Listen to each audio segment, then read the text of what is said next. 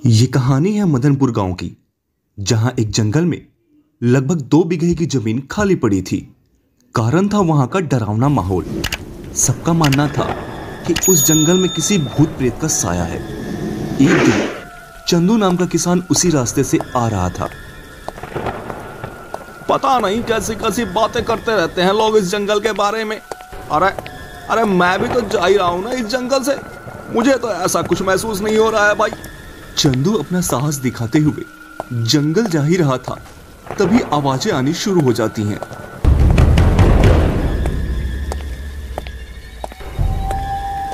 अरे ये कैसी आवाजें हैं?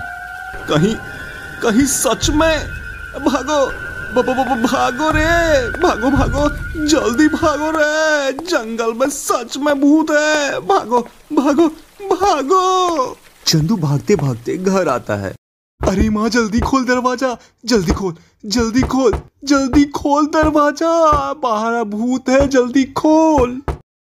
अरे चंदू, तू भागा भागा क्यों आ रहा है? क्या कहीं भूत देख लिया क्या? हाँ माँ, भूत भूत देख लिया मैंने, भूत देख लिया। मैं उसी जंगल से आ रहा था जहाँ भूत प्रेतों का साया रहता है। हे भगवान, अरे तेरी मत मारी गई थी क्या, जो अकेले इतनी रात को उस जंगल से आ रहा था? नालायक, तुझे कुछ हो जाता तो मैं कैसे जीती भला? मेरा तेरे सिवा है ही कौन इस दुनिया में? मुझे कुछ नहीं होगा माँ। अच्छा सुन, ला जल्दी से खीर ला, जल्दी ला, जल्दी ला, मुझे बहुत भूख लगी है। क्यों रे, तुझे कैसे पता कि मैंने आज खीर बनाई है? बोल। माँ, तेरे हाथों की बनी खीर की खुशबू पूरे गांव में फैल जाती है। ला जल्दी ला, जल्दी ला, देर मत कर। अरे सांस ले, सांस ले, लेकर आती हूँ। ये कहानी क्या है जंगल की? सब वहां जाने से इतना डरते क्यों हैं? पता लगाना पड़ेगा, पता लगाना पड़ेगा, चलकर वहां देखना पड़ेगा क्या माजरा है।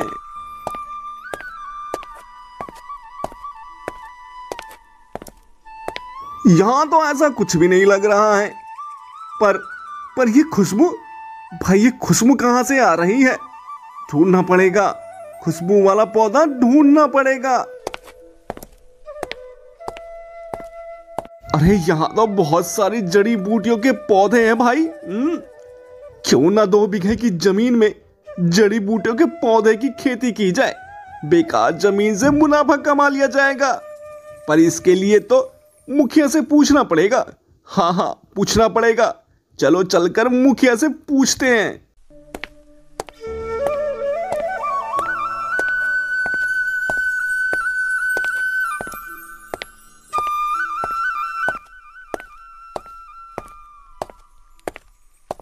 मुखिया जी, मैं क्या कह रहा हूँ, वो जंगल वाली जमीन के पास बहुत सारी जड़ी बूटियों के पौधे लगे हैं, तो वो आपकी जो जमीन खाली पड़ी है वो आप मुझे उधार दे दो। मैं उसमें जड़ी बूटी की खेती कर लूंगा, जिससे गांव वालों को रोग होने पर सहायता मिल सकेगी। क्या कहते हैं आप मुखिया जी? विचार तो तुम्हारे बहुत अच्छे हैं चंदू, पर हमें थोड़ा सा विचार करने के लिए इस पर समय चाहिए। हम तुम्हें कल बताते हैं। रामू, ये चंदू इतना बेचैन क्यों हो रहा है? कहीं इसे हमारे खजाने का राज तो पता नहीं चल गया है? सरकार बेचैन है तो होने दीजिए ना, इसमें हमारा ही फायदा है। इसकी मेहनत से ही क्या पता हमें खजाना मिल जाए। अरे हाँ, ये तो मैंने सोचा ही नहीं। ठीक है रामू, तू चंदू को जाकर वहां पौधे लगाने की इजाजत दे दे। ठीक है सरकार। चंदू को मुखिया ने पौधे लगाने की अनुमति दे दी। चंदू भी उस जमीन में खेती करने के लिए चल देता है। ये बहुत अच्छा हुआ जो मुखिया ने मुझे इजाजत दे दी। अब इस राज पर से पर्दा हटा कर ही रहूंगा मैं। वाह वाह वाह वाह वाह वाह, कितनी मधुर हवा चल रही है, और ये सुगंध भी कितनी अच्छी है। मेरी आत्मा तृप्त हो गई इस सुगंध से। पर ये सुगंध आ कहां से रही है? देखना पड़ेगा, ढूंढना पड़ेगा। ढूंढो ढूंढो, कहां पर है ये खुशबू वाला पौधा? आसपास तो कहीं भी दिखाई नहीं दे रहा भाई। एक काम करता हूं, पहले जड़ी बूटियों के पौधे लगा लेता हूं, फिर उस सुगंधित पौधे को ढूंढूंगा। चंदू पौधा लगाने लगता है। तभी कहीं से तरबूज आकर चंदू के पास गिरता है। अरे ये तरबूज कहां से आया? यहाँ तो कहीं तरबूज की खेती भी नहीं है। छोड़ो छोड़ो छोड़ो, अपने काम पे ध्यान दो। जैसे ही चंदू दूसरा पौधा लगाने जाता है, तरबूजों की लगातार बारिश होने लगती है। अरे इतने सारे तरबूज, यहाँ तो कहीं तरबूज दिखाई नहीं दे रहे हैं। फिर ये तरबूज आ कहां से रहे हैं भाई? देखो, चंदू पर अच्छे से नजर रखना। तुम लोग इसे कैसे भी डराकर भगा दो यहाँ से, समझे? अभी यहाँ रहना मुनासिब नहीं लग रहा है। अभी चलता हूँ, रात को आऊंगा इस सुगंधित पौधे को ढूंढने के लिए। हाँ, चंदू वहां से चल देता है। कुछ घंटों के बाद पूरा अंधेरा हो जाता है। चंदू वापस जंगल में आता है। इधर से ही आ रही थी सुगंध, इधर ही चलता हूं। चलो चलो, चलकर देखता हूं आखिर माजरा क्या है इस सुगंधित पौधे का।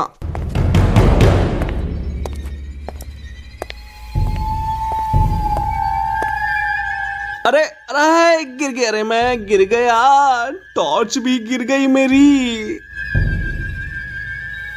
अरे ये कैसी लकड़ी है? बड़ी ही अच्छी खुशबू आ रही है इसमें से। कहीं यही तो वो खुशबू वाले पौधे की लकड़ी नहीं है? अरे बाप रे, तो ये माजरा है, इस पेड़ की खुशबू है ये तो मुखिया को बताना पड़ेगा। सरकार, ये चंदू रात को जंगल में घूम रहा था। पूछिए इससे भला वहां इतनी रात को क्या कर रहा था। पूछिए इससे भाई। क्यों रे चंदू, क्या कर रहा था तू वहां इतनी रात में? तुझे बस वहां खेती करने को कहा था, जासूसी नहीं। हुजूर, मैं आपको सब बताता हूँ। दरअसल वहां कोई भूत वूत नहीं है। ये सब इस रामू की मन धड़ंग कहानी है, कहानी। वहां कोई खजाना नहीं है, बल्कि वहां के पेड़ ही आपका खजाना है। पेड़ ही खजाना है? ये तू क्या कह रहा है चंदू? अरे हुजूर, इसकी अकल पर पत्थर पड़ गया है। इसको पुलिस के हवाले कर दीजिए, तब पता चलेगा इसे चोरी करने का नतीजा। तू चुप कर रामू अभी। हाँ चंदू, तू बोल, क्या कह रहा है? मुखिया जी, इस जंगल में चंदन की पेड़ है, जो एक एक पेड़ करोड़ों रुपए के हैं। ये बात आपसे इस रामू ने कभी नहीं बताई होगी।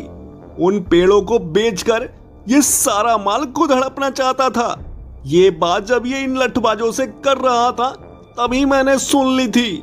रामू, तूने मेरे साथ यह अच्छा नहीं किया। तुझे इसकी सजा मिलेगी। जा, निकल जा इस गांव से। अगर दोबारा इस गांव में दिखाई दिया तो मार मार के तेरी हड्डियां तोड़ दूंगा, समझा?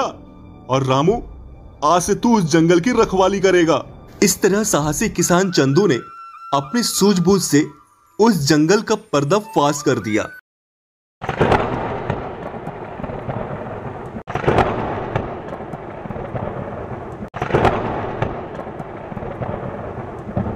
अचानक से इस बारिश का होना कुछ समझ नहीं आ रहा आर्या।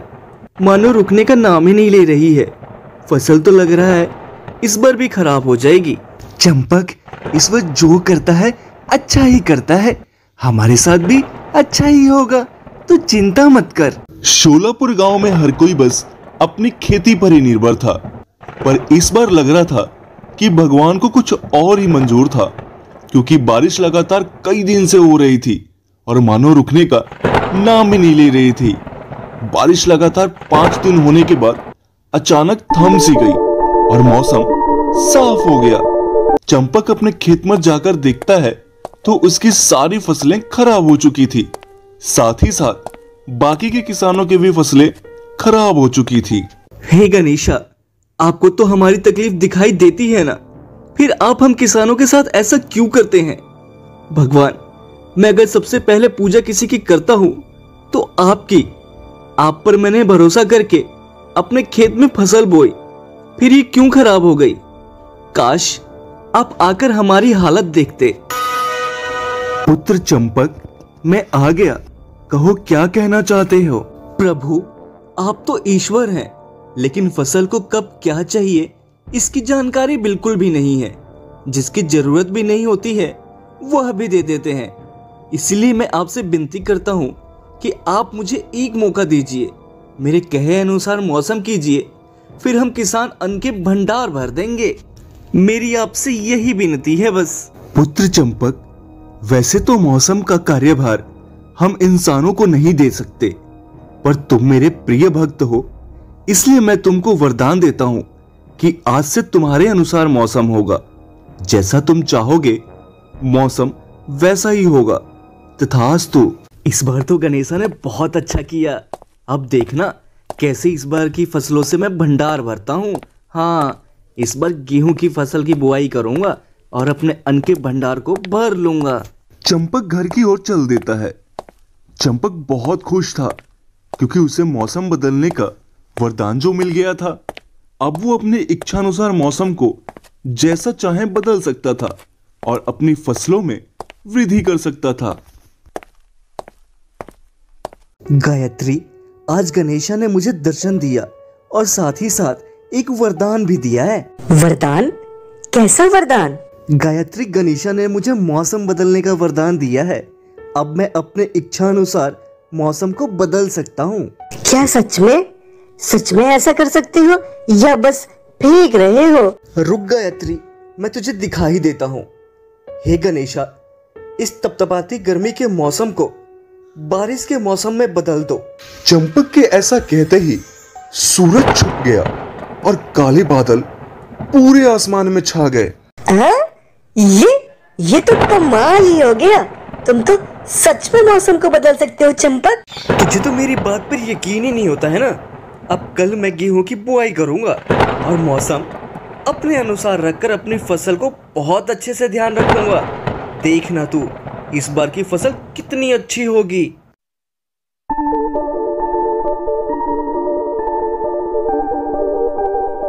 चंपक ने अगले दिन गेहूं की फसल अपने खेत में बो दी। चलो, खेत की बुआई तो कर दी। अब बस मौसम का ध्यान रखना होगा कि कहीं तेज बारिश और तूफान फसल को खराब ना कर दे। हे सूर्यदेव, आज आप ही आसमान में दिखाई देना। मुझे आज आपकी रोशनी की ही जरूरत है बस।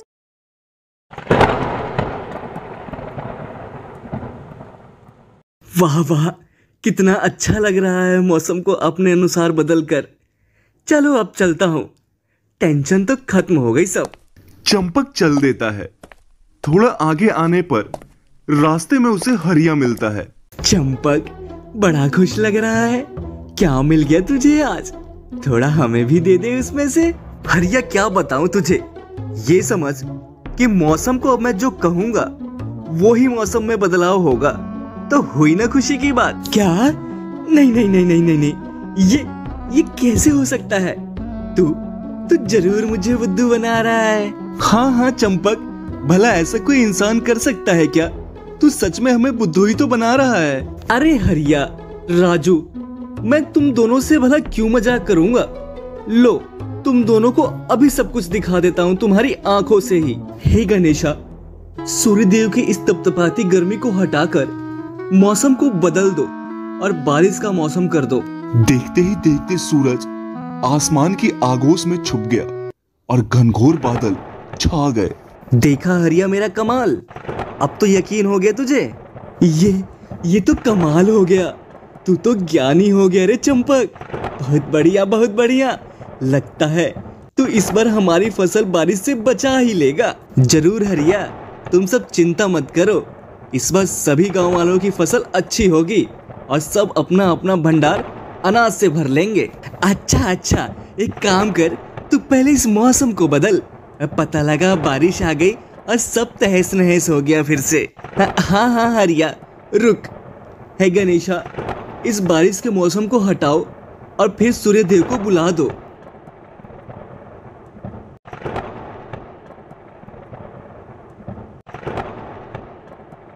देखते ही देखते दिन बीतते गए। दिन महीने में और महीने महीनों में बदल गए। समय बीतने के साथ साथ फसल भी बड़ी हो गई। किसान भी फसल को अपनी देखकर बहुत खुश हुआ। वाह, क्या बात है। इस बार की फसल तो सच में देखने लायक हुई है भाई। दिल खुश हो गया देखकर। इस बार ईश्वर को पता चलेगा कि अच्छी फसल के लिए क्या क्या जरूरी है।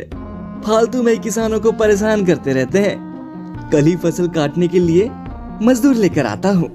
अब अपना भंडार भरने का समय आ गया है। चंपक बहुत खुश था और अपने घर को लौट रहा था।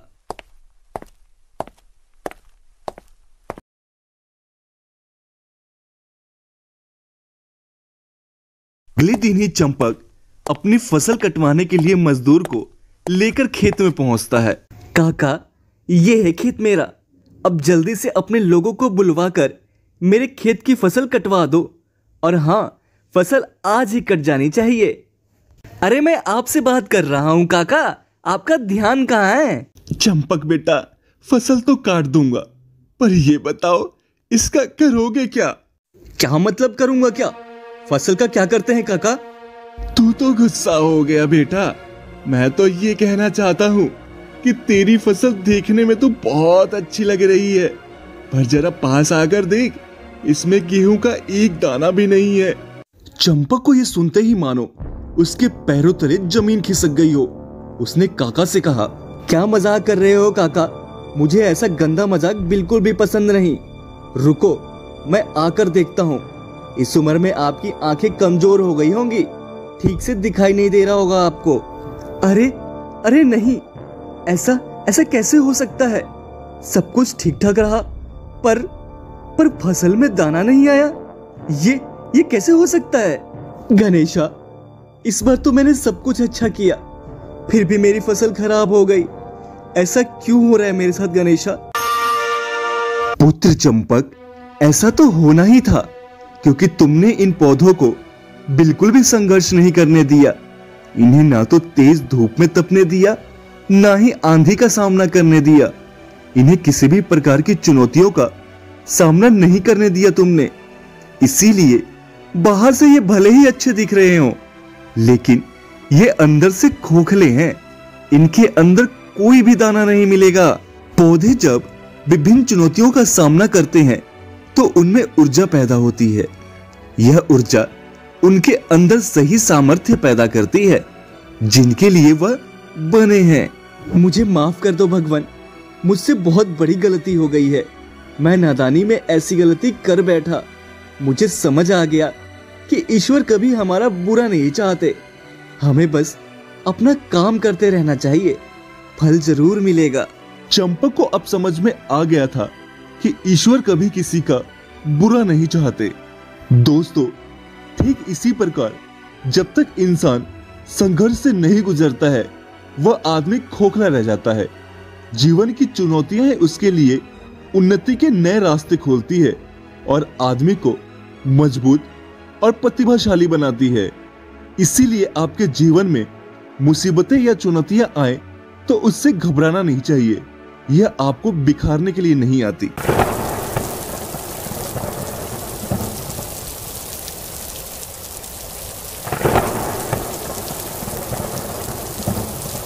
ये बारिश लग रहा है आज कहर ढाने वाली है। इतनी तेज बारिश तो मैंने आज तक नहीं देखी। माँ, जब तूने नहीं देखी तो मैं कहाँ से देखूंगा? पर लगता है इस बार भूखमरी आने वाली है, भूखमरी। हाँ बेटा, लग तो ऐसा ही रहा है। आज पूरे 7 दिन हो गए हैं, पर ये बरसात रुकने का नाम ही नहीं ले रही है। हर बार तो 1 या 2 दिन बाद बरसात रुक जाती थी। अच्छा हुआ माँ, जो मेरी खेती करने में देरी हो गई और समय पर खेती नहीं कर पाया, नहीं तो आज हमारी पूंजी भी डूब गई होती, जैसे बाकी गांव वालों की डूब रही है। सबके खेतों में पानी भर जाने की वजह से फसल खराब हो रही है। क्यों रे चंपक, तुझे कैसे पता चला कि गांव वालों की फसलें खराब हो रही है? तू बाहर गया था क्या? तुझे कितनी बार मना किया है कि तूफानी बरसात में कहीं जाने की जरूरत नहीं है। अरे माँ, मैं कहीं नहीं गया था। वो कल हरिया खेतों की तरफ से आ रहा था, तभी मैंने उसे अपनी खिड़की से देखा और पूछने पर हरिया ने सारा हाल बताया।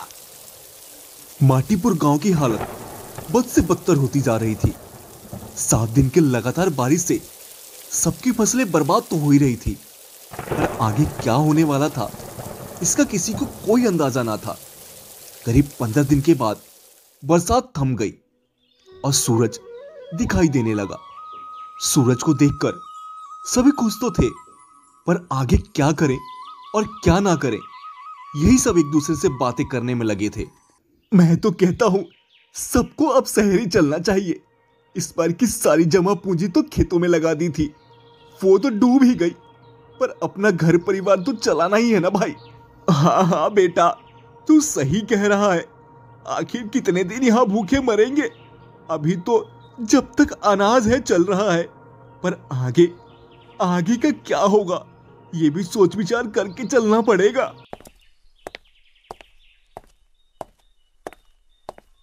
भाई लोग, मैं तो यही कहूंगा कि शहर में जाना मूर्खता होगा, मूर्खता। अरे हम ठहरे गांव के लोग, शहर में पेट पालना भी मुश्किल हो जाएगा। कौन सा पढ़ा लिखा है हमारे में कि उसे अच्छी खासी नौकरी मिल जाएगी, ऊपर से शहर का वातावरण। बात तो चंपक की भी ठीक है। अरे 7-8 हजार में कर ही क्या लेंगे, ऊपर से शहर में सब कुछ पैसे से ही होना है। मेरी मानो तो यही गांव में कुछ करने का विचार किया जाए। समस्या सारे गांव की है भाई, तो सब मिलकर ही लड़ेंगे समस्या से। हाँ हाँ, बिल्कुल सही कह रहे हो चंपक भाई तुम। सबको मिलकर ही समस्या का समाधान करना पड़ेगा। पर हम करें क्या? मेरे पास एक उपाय है। क्यों ना हम सब गांव वाले मिलकर मुखिया से मदद मांगे। उसके गोदाम में तो अनाज का ढेर लगा हुआ है, ढेर। आखिर हमारे गांव का मुखिया हमारे इस मुसीबत में काम ना आए तो उसको मुखिया बनाकर क्या फायदा भाई। बात तो तेरी एकदम सही है चंपक, हमें मुखिया से मदद लेनी ही चाहिए। मुखिया का नाम सुनकर सभी गांव वालों में एक उम्मीद की किरण दिखाई दी। सब गांव वाले मुखिया के यहाँ जाते हैं। मुखिया जी, हम गांव वालों को आपकी मदद की जरूरत है। आप तो जानते ही हैं कि इस बार बरसात बहुत ज्यादा हुई है और किसानों की सारी फसलें खराब हो चुकी है, तो हम सबको जीने के लिए अनाज चाहिए। अनाज? नहीं नहीं, ये नहीं हो सकता। मैंने अनाज तुम गरीबों को बांटने के लिए नहीं रखा है, समझे? तुम लोग चले जाओ यहाँ से। मुखिया जी, शायद आप भूल रहे हो, आप मुखिया हम गांव वालों की वजह से ही बने हो, और ये ठाट बाट भी उसी की वजह से है। अगर हम सब आपको मुखिया बना सकते हैं तो अगली बार मुखिया पद से हटा भी सकते हैं। अरे चंपक, तू तो बुरा मान गया। मैं तो मजाक कर रहा हूं भाई। अरे मेरा जो भी है सब तुम लोगों का ही तो है। जाओ, गोदाम में से अपने अपने लिए अनाज ले जाओ।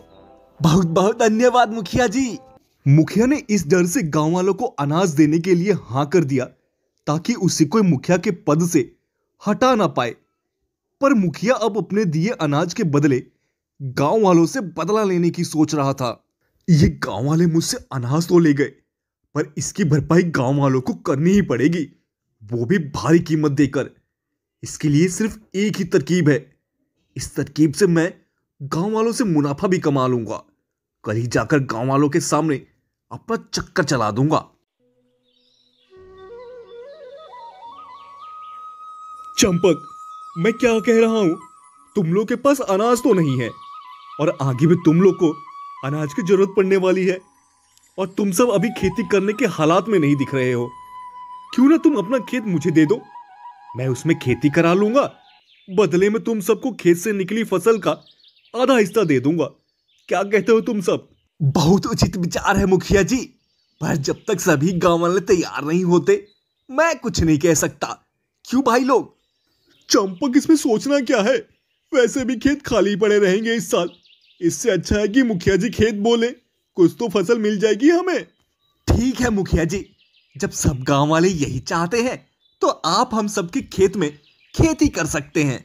ठीक है चंपक, पर इसके लिए मैंने एक दस्तावेज बनाया है जिसमें लिखा है कि इस साल मैं तुम सब गांव वालों का खेत बोऊंगा। तुम सबको इससे कोई आपत्ति नहीं है, और फसल होने पर आधी फसल जमीन के मालिक की होगी और आधी बोने वाले की। तुम सब इस पर अपना अंगूठा लगा दो। मुखिया जी, मैंने ऐसे किसी दस्तावेज के बारे में तो नहीं सुना है, और ना ही इसकी कोई आवश्यकता पड़ती है। अरे चंपक, आजकल इसी तरह से काम हो रहा है, करना है तो करो, नहीं तो मैं तो चला। अरे नहीं नहीं मुखिया जी, रुकिए, कि चंपक तो बावड़ा हो गया, बावड़ा। हम सब अंगूठा लगाने को तैयार हैं।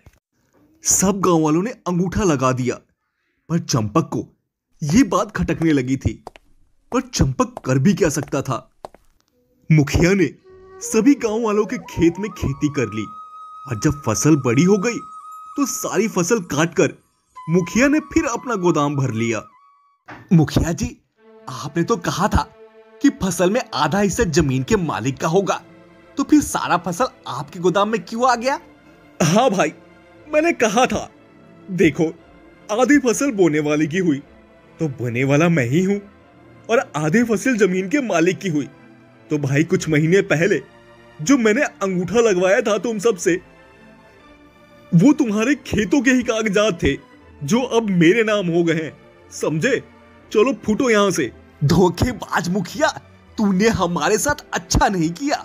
बहुत धमकी दे रहा था कि मुखिया बना सकते हैं तो हटा भी सकते हैं। अब हटा के दिखा मुखिया के पद से मुझे। पड़े आए मेरे साथ मुकाबला करने।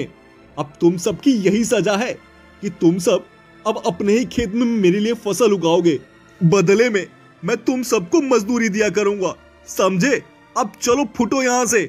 मुखिया ने अपनी चालाकी से सभी गांव वालों की जमीन हड़प ली और उनसे उनके ही खेत में नौकरों की तरह काम कराने लगा। बिना सूझबूझ के काम करने पर हमें हमेशा नुकसान का सामना करना पड़ता है।